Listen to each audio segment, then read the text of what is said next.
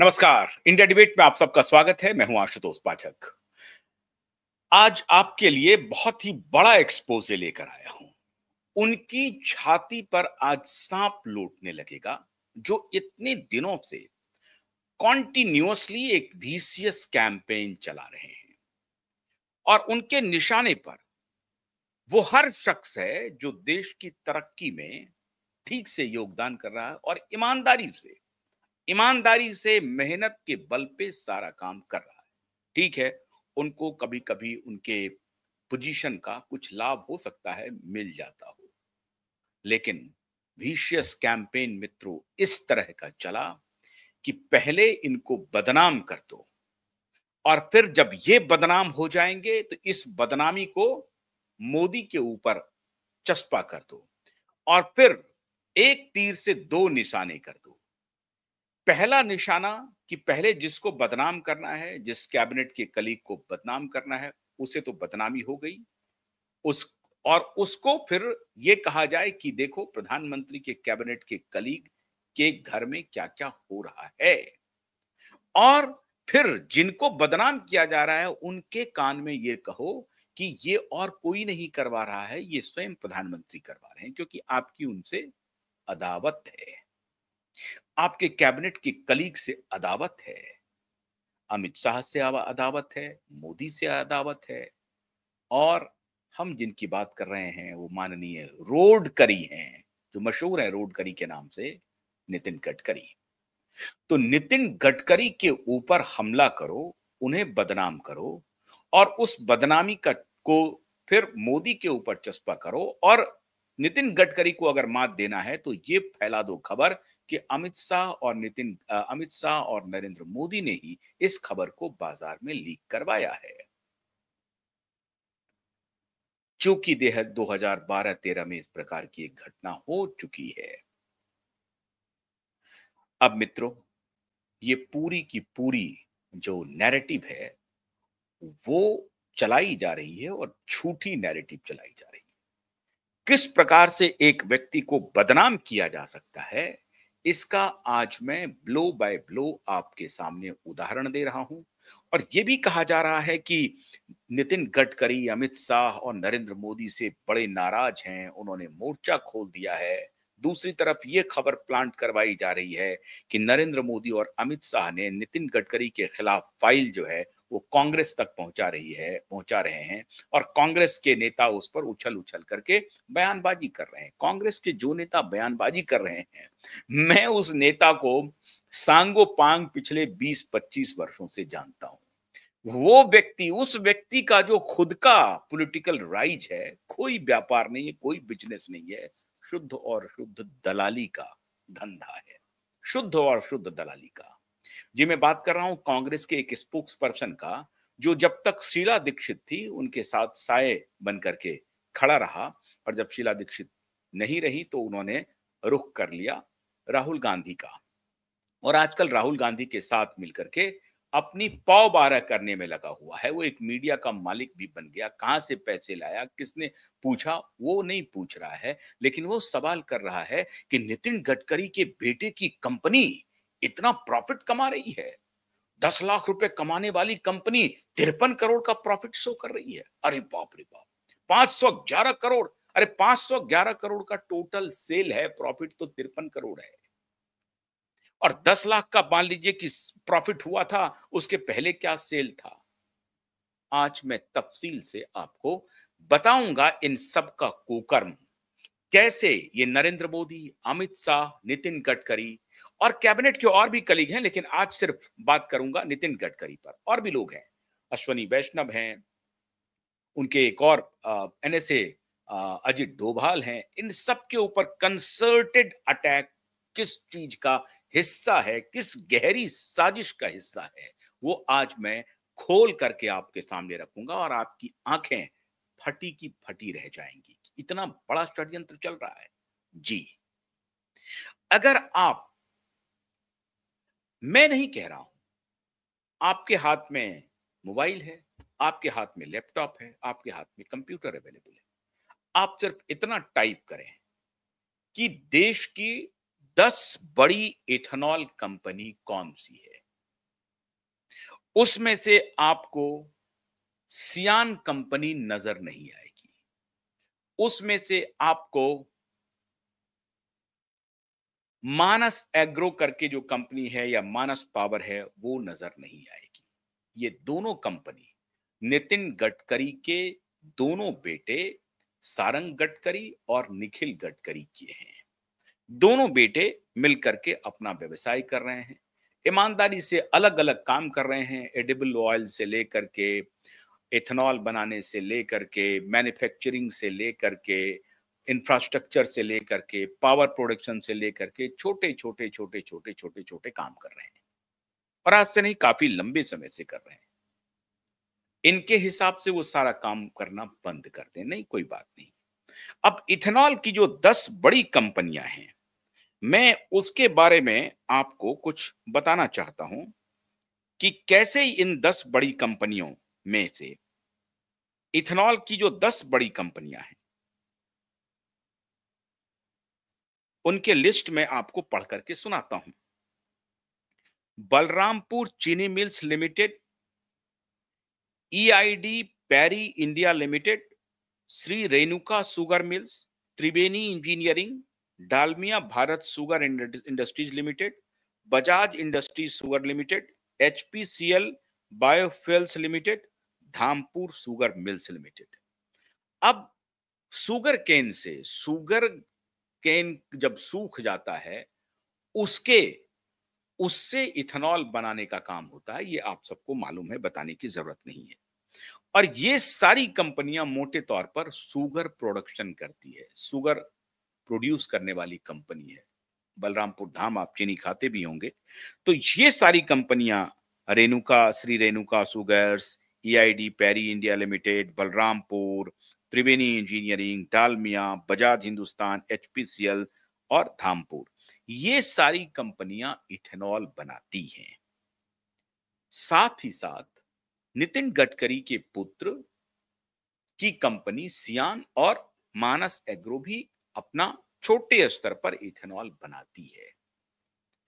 अब नितिन गडकरी के दोनों बेटे की कंपनी ये कह रहे हैं कि 2023 में इनका जो मुनाफा था वो बहुत कम था।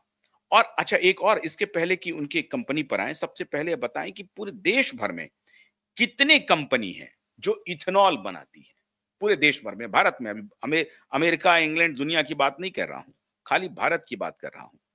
भारत में जो ऑफिशियल आंकड़ा आपको अवेलेबल रहेगा उसमें 140 ऐसी कंपनियां हैं जो इथेनॉल प्रोड्यूस करती है, और 14 राज्यों में, और इसके अलावा जो डायरेक्ट इथेनॉल प्रोड्यूस कर रही है उसके अलावा उनकी जो सब्सिडियरी छोटी छोटी कंपनियां हैं, ये कुल मिलाकर के 200 से 300 के आसपास छोटी छोटी कंपनियां हैं जो इथेनॉल प्रोडक्शन के काम में लगी हुई हैं। और मैक्सिमम 14 राज्यों में, भारत के 14 प्रमुख राज्यों में इथेनॉल प्रोडक्शन का काम चल रहा है। मतलब वहां अगर शुगर की खेती होती है, मतलब गन्ने की खेती होती है, तो गन्ने की खेती जहां जहां हो रही है, जिन जिन स्टेट्स में हो रही है, वहां पर इथेनॉल का प्रोडक्शन हो रहा है। और 140 कंपनी तो ऑथराइज्ड रूप से इथेनॉल प्रोड्यूस कर रही है, और उनके साथ मिलकर के जो अन्य छोटी छोटी कंपनियां हैं उन सबको भी मिला लेंगे तो 200 से 300 के करीब कंपनियां इथेनॉल का प्रोडक्शन कर रही हैं। तो पहली बात तो यह हो गई कि सियान और मानस एग्रो ही इथेनॉल का प्रोडक्शन नहीं कर रही है। आपको प्रचार किया गया, क्या किया गया कि नितिन गडकरी के बेटे की कंपनी इथेनॉल पर कब्जा कर लिया है। नैरेटिव देखिए इन लोगों का, इतने दिनों से ये नैरेटिव चला रहे हैं कि नितिन गडकरी के बेटे की कंपनी ने इथेनॉल प्रोडक्शन पर एक छत्र राज्य कर लिया है, और इनका जो शेयर है वो मल्टीफोल्ड हो गया है, 18 गुना शेयर हो गया है। क्या कहा जा रहा है साहब, इनके शेयर की वृद्धि के लिए क्या कहा जा रहा है? इनके शेयर की वृद्धि के लिए कहा जा रहा है कि क्वार्टरली रेवेन्यू जो था इनका 17 करोड़ रुपए था। समझिए, अभी फाइनेंशियल ईयर 2023 में 10 लाख और उसमें प्रॉफिट जो इन्होंने शो किया है 2024 2023-24 में, वो था 10 लाख रुपया और टोटल टर्नओवर क्या था 17 करोड़।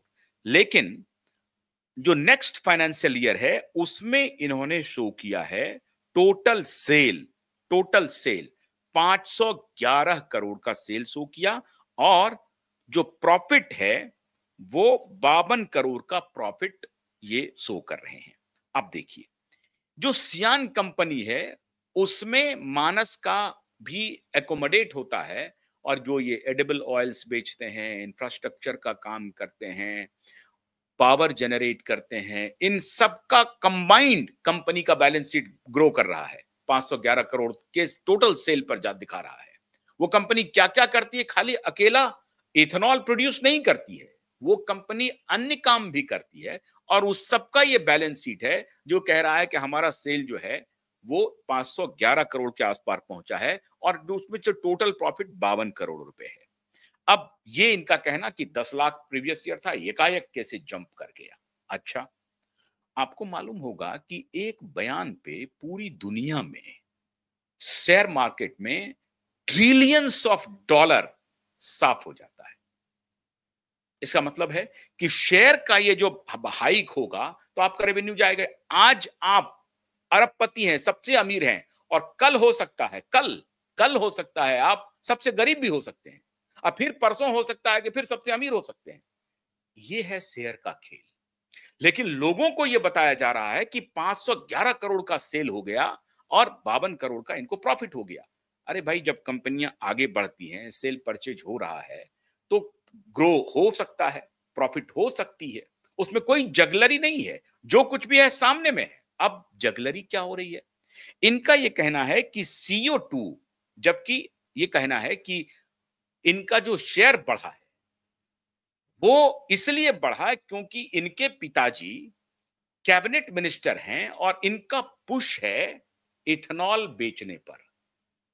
और इथेनॉल की जो पेट्रोल में ब्लेंडिंग हो रही है, इसकी वजह से इनसे जो माल खरीदा जा रहा है और फिर जो पेट्रोलियम पदार्थ में मिला करके बेचा जा रहा है, उससे जो पैसे आ रहे हैं, उससे इनकी कमाई इतने करोड़ बढ़ गई है। देखिए, अब ये नैरेटिव आपको सुनने में बहुत अच्छा लगेगा, सुनने में सही भी लगेगा कि कैबिनेट मिनिस्टर तो हैं, उनके बेटे की कंपनी एथेनॉल की कंपनी है। अब एथेनॉल जो है सो ये बेच रहे हैं और ये पेट्रोलियम कंपनी खरीद रही है और वो ब्लेंड कर रही है और पेट्रोल का कीमत कम नहीं हो रहा है और इनको बहुत फायदा हो रहा है। ये नैरेटिव है। जबकि सच्चाई क्या है? सिंहान और मानस का जो स्टेक है वो नेग्लिजिबल है। नेग्लिजिबल स्टेक है इनका एथेनॉल प्रोडक्शन में। तो प्रॉफिट ये कहां से कमा लेंगे? अब प्रॉफिट कमाए कैसे हैं? इनका शेयर का वैल्यू कैसे बढ़ा? इनका बैलेंस शीट कैसे अप हो रहा है? सेल्स कैसे बढ़ रहा है? क्यों बढ़ रहा है? इस कंपनी ने चेन्नई की एक कंपनी के साथ करार किया कि CO2 के जरिए हम इथेनॉल प्रोड्यूस करेंगे।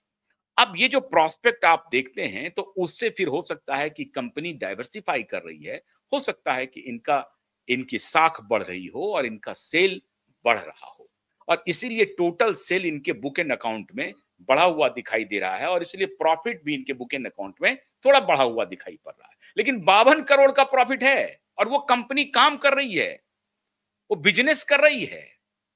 वो कंपनी घपला करके शेयर इधर का उधर हेराल्ड वाले मामले में ट्रांसफर नहीं करवा रही है। शेयर किसी और का और किसी और के नाम शेयर ट्रांसफर करके रात में ही, एक दिन में ही, 24 घंटे में ही हजारों करोड़ के मालिक नहीं बन रहे हैं ये लोग। ये लोग मेहनत कर रहे हैं, व्यापार कर रहे हैं, बिजनेस कर रहे हैं और उसमें इनको प्रॉफिट भी होता है, नुकसान भी होता है। और जिस एथेनॉल के बेचने का नैरेटिव इन्होंने बनाया, उस एथेनॉल की कंपनी का इनका स्टेक मिनिस्क्यूल है, उस तरह से है ही नहीं। जो हमने 10 बड़ी एथेनॉल की कंपनी बताई उसमें सियान कहीं नहीं है, नितिन गडकरी की बेटे की कंपनी कहीं नहीं है और 200 से अधिक कंपनियां इथेनॉल देश में बना रही हैं और वो सारे इथेनॉल पेट्रोलियम पदार्थ में मिलाए जा रहे हैं, बिक रहे हैं और ये पॉलिसी सरकार की पॉलिसी है। क्यों सरकार की पॉलिसी है? क्यों सरकार ईवी पर काम कर रही है, इलेक्ट्रॉनिक व्हीकल्स पे काम कर रही है? क्यों सरकार इथेनॉल पर काम कर रही है? क्यों? क्योंकि हमारे देश में पेट्रोलियम का उस तरह से बेसिन मौजूद नहीं है और पेट्रोलियम पदार्थ हम टोटल इंपोर्ट करते हैं। आपको मालूम होगा, अभी पेट्रोलियम को लेकर के ही हमारे ऊपर टैरिफ इंपोज हुआ है। तो इसीलिए चूंकि अभी टैरिफ जो इंपोज हुआ है, अभी ये ताजा-ताजा मामला है, इसी दौरान नितिन गडकरी को इस मामले में घुसेड़ दो और नितिन गडकरी पे सारे आरोप चस्पा कर दो और फिर इधर से चस्पा करो और उधर ये लगा दो कि अमित शाह और नरेंद्र मोदी इसको लीक करवा रहे हैं। मतलब हर तरफ से गिर जाए, इधर नितिन गडकरी और अमित शाह, नरेंद्र मोदी आमने सामने हो जाए, उन दोनों के बीच में तकरार हो जाए और इधर दोनों को घेर करके फिर मोदी को कहा जाए कि तुम्हारे कैबिनेट के जो मिनिस्टर हैं, देखो कैसे भ्रष्टाचार में लिप्त हैं। और ये सब टूल चल रहा है प्रोजेक्ट सीआईए, ऑपरेशन मोदी हटाओ का हिस्सा है और इसकी पूरी कैंपेनिंग हो रही है बांग्लादेश के एक फर्म के सहारे। वो सब अब पब्लिक डोमेन में आ चुका है। बांग्लादेश का एक फर्म है जिन्होंने ये सुपारी ली है कि इस तरह के न्यूज को पब्लिक डोमेन में लाओ, ये लोगों को बताओ। ये नहीं बताओ कि इथेनॉल की 300 के करीब कंपनी है, वो सारी कंपनियां पेट्रोलियम कंपनी को अपना सप्लाई कर रही है, कोई उसमें कोई भूमिका नहीं है इनकी। लेकिन ये चर्चा करो कि कैबिनेट मिनिस्टर है नितिन गडकरी, उनके बेटे की इथेनॉल की कंपनी है और वही इथेनॉल के मार्केट को कब्जा किए हुए है। आप समझे बात को? नैरेटिव टॉप 10 में भी इनकी कंपनी नहीं है, आप अंदाजा लगाइए। और इथेनॉल के बारे में जो नितिन गडकरी प्रचार करते हैं या सरकार प्रचार करती है, वो क्यों करती है, ये लोग कितने कुकर्मी हैं, इससे आपको पता चल जाएगा। इनके खिलाफ, सरकार के खिलाफ जो नैरेटिव चलाने वाले लोग हैं, उनके कुकर्म को देखिए। एक तो हमारा देश एनर्जी के ऊपर डिपेंडेंट है, आयात हम कर रहे हैं सारा पेट्रोलियम पदार्थ, टोटल हमारा आयात होता है, नेग्लिजिबल हम अपने यहां से निकाल पाते हैं, उसमें भी एक बड़ी कंपनी का उसमें हिस्सेदारी है, वो कावेरी बेसिन की जो बात चर्चा चलती रहती है। लेकिन उस इंपोर्ट को कम करने के लिए सरकार ऑल्टरनेटिव एनर्जी पे जाना चाहती है। सरकार इलेक्ट्रॉनिक व्हीकल्स तैयार कर रही है, सरकार इलेक्ट्रॉनिक एनर्जी पर जा रही है, विंड एनर्जी पे जा रही है, सोलर एनर्जी पे जा रही है, एथेनॉल पैदा करना चाहती है। और एथेनॉल पैदा इसलिए करना चाहती है क्योंकि हमारे किसानों को, शुगर इंडस्ट्री जो ऑलमोस्ट मृतप्राय हो गया था, उसको अरे इस शुगर इंडस्ट्री को कांग्रेस की सरकार ने प्रोटेक्टेड इंडस्ट्री के रूप में चलाया 40 वर्ष तक। इसको कहते हैं चाइल्ड इंडस्ट्री के रूप में, कि उसको हम पैकेज पर पैकेज देते रहेंगे, पैकेज, और वो पैकेज लूट का पूरा खेल चल रहा था। ये जगरी का काम करते हैं, चीनी बनाने का काम करते हैं, एडिबल ऑयल बनाते हैं, अब सब्जी उगाने का काम करते हैं, ऑर्गेनिक खेती कर रहे हैं, तमाम तरह के काम में इन्वॉल्व है। लेकिन सबको जोड़ करके इथेनॉल पर लाके पटक दिया कि इथेनॉल का ये व्यापार कर रहे हैं। अब अगर शुगर के उत्पादक या गन्ना किसान जो लगातार परेशान है, उस गन्ना किसान को उनके प्रोड्यूस का कोई ऑल्टरनेटिव साधन मिल गया, चीनी और गुड़ के अलावा, जगरी पाउडर के अलावा या चीनी के अलावा या गुड़ के अलावा, अगर कोई और भी उनके प्रोड्यूस से उनको पैसे आने का कोई इंतजाम हो गया, तो ये इनको पसंद नहीं आ रहा है। ये पसंद नहीं आ रहा है। व्हाइट में काम कर रहे हैं, कोई चोरी बेईमानी नहीं कर रहे हैं, ये हमारी कंपनी है, ये मैं इथेनॉल बनाता हूं, ये देता हूं। अच्छा, अब कहा गया कि उस इथेनॉल से गाड़ियां खराब हो रही हैं, माइलेज खत्म हो रहा है। जो पुरानी गाड़ियां हैं वैसे भी माइलेज ज्यादा देती हैं और उसकी टेक्नोलॉजिकल एडवांसमेंट उस तरह से नहीं हुई है, तो ब्लेंडिंग होने से थोड़ी बहुत 1 से 6%, वो भी आंकड़ा है, 1% हो सकता है या मैक्सिमम 6% हो सकता है। अगर माइलेज कम भी होगा तो 1 से 6% माइलेज कम होगा। और अगर गाड़ियों ने अपने तकनीक में सुधार कर लिया है, बहुत एनर्जी एफिशिएंट नहीं होता है इथेनॉल, लेकिन अगर आपने तकनीकी सुधार कर लिया है, एनर्जी कंपैटिबल, मतलब इथेनॉल कंपैटिबल, अगर आपने अपनी इंजन को मॉडिफाई कर लिया है, तो आपके में माइलेज कम होने की कोई आवश्यकता नहीं है। मतलब आप अगर 2023-24 के बाद की गाड़ियों का आप आकलन करें, तो उसमें माइलेज कम नहीं होता है। जो पुरानी गाड़ियां हैं उसमें माइलेज कम होने की शिकायत जरूर है, लेकिन वो भी 1 से 6%। ऐसा नहीं कि माइलेज हो गया 50% घट गया माइलेज आपका। मैक्सिमम 1 टू 6% माइलेज कम होगी, और वो भी किन के लिए? जिनकी पुरानी गाड़ियां हैं। जो नई तकनीकी गाड़ियां आ रही हैं उनको मालूम है कि भारत में इथेनॉल की ब्लेंडिंग शुरू हो गई है, और उसके पीछे की कहानी सिर्फ यह है कि हम पेट्रोलियम पर, डीजल और पेट्रोल के क्रूड ऑयल पे अपनी डिपेंडेंसी को कम करना चाहते हैं, और हम ऑल्टरनेटिव एनर्जी इफिशिएंसी की तरफ बढ़ रहे हैं। यह है भारत सरकार की पॉलिसी का हिस्सा। अभी भारत सरकार से पूछा गया कि भाई ये बताइए कि ये जो आपने जो इथेनॉल की गाड़ियां बना रहे हैं उससे क्या हो रहा है? उससे तो माइलेज कम हो रहा है, गाड़ियां खराब होने का। नहीं, बिल्कुल खराब नहीं हो रही है। आज तक किसी ऑटो कंपनी ने हमें आकर के नहीं बताया, ऑटोमोबाइल की किसी कंपनी ने, या किसी कार की कंपनी हो, या फोर व्हीलर की बनाने वाली हो, या टू व्हीलर बनाने वाली, कोई कंपनी ने आकर के हमें ये नहीं बताया है कि साहब हमारी माइलेज खराब हो रही है इससे। टेक्नोलॉजी एडवांसमेंट होता है, एडवांस हो रहा है। जो 2023 की गाड़ियां थी वो अब 2024-25 में एडवांस होकर के आ रही हैं। वो फ्यूल एफिशिएंट हो रही हैं, वो एथेनॉल कंपैटिबल हो रही हैं। तो उसमें कहां परेशानी होगी? लेकिन फैला दो, रैकेट कर दो कि इंजन खराब हो रहा है, और इंजन खराब होने का, माइलेज कम होने का ये राज कहां से चल रहा है मित्रों? दुनिया की जो ऑयल माफिया है, वो ऑयल माफिया नहीं चाहती है कि भारत की डिपेंडेंसी ऑल्टरनेटिव एनर्जी पर शिफ्ट हो जाए।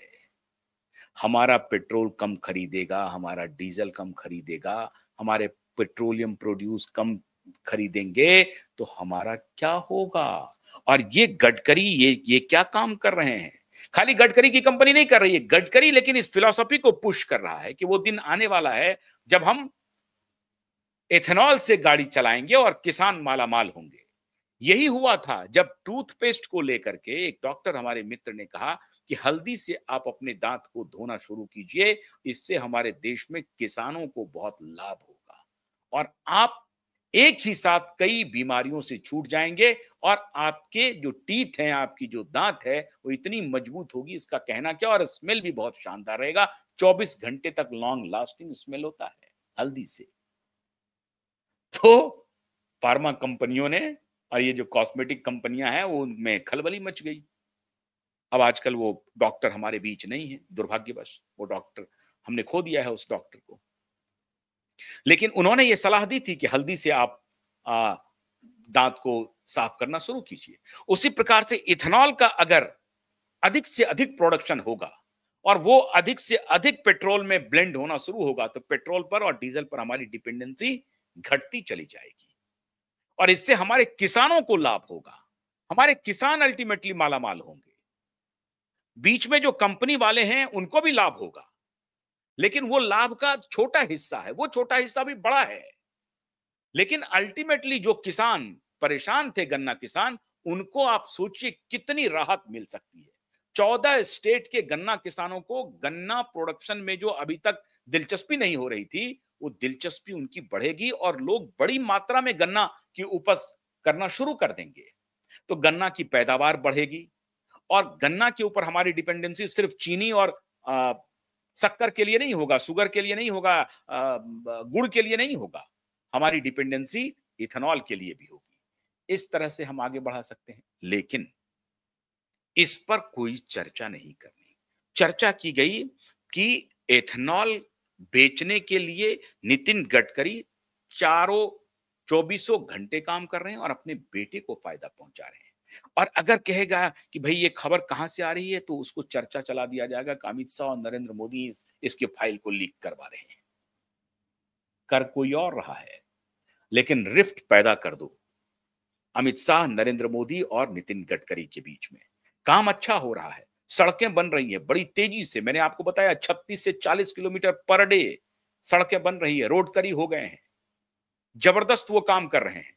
तो उसके उनके काम को अंडरमाइन करो, और जो नेतृत्व है उनके साथ उनका कॉन्फ्लिक्ट शुरू करवा दो कि दोनों के बीच में ठन गई है, और नितिन गडकरी सरकार गिराने के लिए आगे बढ़ गए। बेचारे को कोई लेना देना नहीं है सरकार गिराने और उठाने से, वो अपने काम में मस्त हैं। लेकिन सरकार गिराने के लिए नहीं, अभी एक नया एक आ गया है ऑपरेशन 37, उसमें कहा जा रहा है कि भारत सरकार के कैबिनेट मिनिस्टर, उसमें भी नितिन गडकरी का नाम घसीटा जा रहा है। That is very absolutely untrue. ये गलत बात है। इस तरह का प्रचार मत, और मैं जानता हूं वो सनातनी है, मैं उनसे अनुरोध करता हूं कि इस तरह का कुप्रचार न करें आप। नितिन गडकरी सीआईए के साथ मिलकर के नरेंद्र मोदी अपनी ही सरकार को गिराने का काम करेंगे। इतना नीचे मत गिरिए, इतना नीचे मत गिरिए कि किसी के भी नाम को आप सामने ले आए और उन्हें कह दें कि वो सीआईए के एजेंट हैं। ऐसा काम मत कीजिए। हो सकता है कि बीजेपी के कुछ नेताओं से सीआईए के एजेंट मिलते हों, कि सीआईए का एजेंट कहां किस रूप में, नोबडी नोज। लेकिन नितिन गडकरी को कहें कि वो सीआईए के साथ मिलकर के अमित शाह की सरकार गिराने के लिए काम कर रहे हैं, इस तरह का विशियस कैंपेन शुरू हो गया। ये पूरी तरह से गलत, फैक्ट से दूर एक विशियस कैंपेन। मोदी की सरकार को बदनाम करो, इसलिए मोदी के मिनिस्टर को बदनाम करो, मोदी के मिनिस्टर के परिवार वालों को बदनाम करो, उनको घसीटो। आपके सामने मैंने आईने की तरह रख दिया। 10 बड़ी कंपनियों में भी शामिल नहीं है, और सारी कंपनियां बना रही हैं इथेनॉल, और सारी कंपनियां इथेनॉल जो है पेट्रोलियम कंपनी को बेच रही है। उसमें से एक छोटा सा हिस्सा है नितिन गडकरी के बेटे की कंपनी का। लेकिन ऐसा प्रचार किया गया कि नितिन गडकरी का बेटा ही कंट्रोल कर रहा है इथेनॉल को, और इसीलिए इथेनॉल को पुश कर रहे हैं नितिन गडकरी। वाह! कागज पर कोई हेरा फेरा नहीं, बिजनेस में शेयर बढ़ रहा है, घट रहा है, तो इतना बढ़ रहा है क्योंकि वो नितिन गडकरी का बेटा है, इसीलिए उनकी कंपनी का शेयर बढ़ रहा है। कमाल है।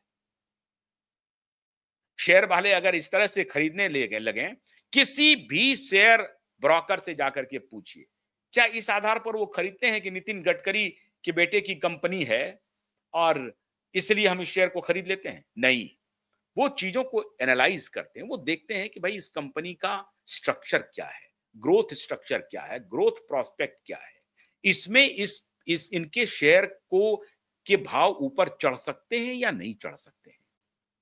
आने वाले दिनों में इथेनॉल की या खाने के तेल की, अब ये कहा जा रहा है खाने के तेल बेचते बेचते ईंधन का तेल बेचने लगे।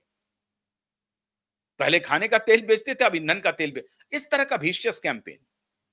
कोई भी जो शेयर खरीदता है वो, और बड़े से बड़े आप ब्रोकर से बात करिए तो वो यही कहेगा कि नहीं, हम कंपनी के प्रोस्पेक्ट को देखते हैं, उसका प्रीवियस रिकॉर्ड देखते हैं, और फिर देखते हैं कि कंपनी परफॉर्म कैसे कर रही है एक फाइनेंशियल ईयर में, और नेक्स्ट फाइनेंशियल ईयर में इनके क्या एवेन्यूज हैं, उन सबके प्रोस्पेक्ट को देखने के बाद ही शेयर लोग खरीदते हैं। गडकरी की कंपनी है इसलिए उनका शेयर बढ़ जाएगा, ऐसा पहली बार इकोनॉमिक्स में हम सुन रहे हैं। ऐसा कभी नहीं हमने। लेकिन जो कोई भी अर्थशास्त्र के थोड़े बहुत भी ज्ञाता होंगे, वो कम से कम इस कैंपेन को समझ जाएंगे। और कांग्रेस के उस नेता के बारे में मैं क्या बताऊं, जो उछल उछल करके प्रेस कॉन्फ्रेंस कर रहे हैं। अरे भाई, हमने देखा है कि शीला दीक्षित के साथ क्या क्या किया आपने, कैसे वहां से पैसे बनाए, कैसे एक मीडिया कंपनी खड़ी कर ली, और क्या क्या खेल चल रहा है शुद्ध और शुद्ध दलाली का। नितिन गडकरी का बेटा दलाली नहीं कर रहा है, का बेटा कंपनी चलाता है, मेहनत करता है, सैकड़ों लोग उनमें काम करते हैं, मेहनत करते हैं, उसके बदले में उनको कुछ प्रॉफिट मिलता है। यह अधिकार देश का कानून देता है, देश का संविधान देता है। लेकिन दलाली वालों को, जो नेता के पीछे पीछे चल रहा है, जो मुख्यमंत्री के पीछे पीछे चल करके दलाली से इधर से पैसा, उधर से पैसा, अरे कोई स्ट्रक्चर्ड उनकी कंपनी नहीं, कुछ नहीं, कहां से पैसा आया? 10 करोड़ में एक मीडिया हाउस को खरीद लिया, एक प्रिंट को। वो प्रेस कॉन्फ्रेंस कर रहे हैं, बड़ी बड़ी बात कर रहे हैं। अरे उनकी आंखों में हिम्मत नहीं, उनमें साहस नहीं है कि ठीक से वो बात कर सके। तो विशियस कैंपेन चला दो, और इतना बढ़िया कैंपेन क्यों? कि उनको मालूम है नितिन गडकरी और नरेंद्र मोदी में 36 का रिश्ता दिखा दो। मैं फिर कह रहा हूं, मैं नरेंद्र मोदी जी से भी आग्रह कर रहा हूं और माता जी से भी आग्रह कर रहा हूं, इस तरह के विवाद से बचिए, इसका लाभ नहीं होने वाला है। कुछ लोग हैं जिनकी नजर आप सबकी कुर्सी पर है। ऐसा मत समझिए कि नितिन गडकरी जाएंगे तो आप बचे रह जाएंगे। वो एक एक करके सब पर अटैक करेंगे, सब पर हमला करेंगे, आपके भी बेटे पर हमला करेंगे।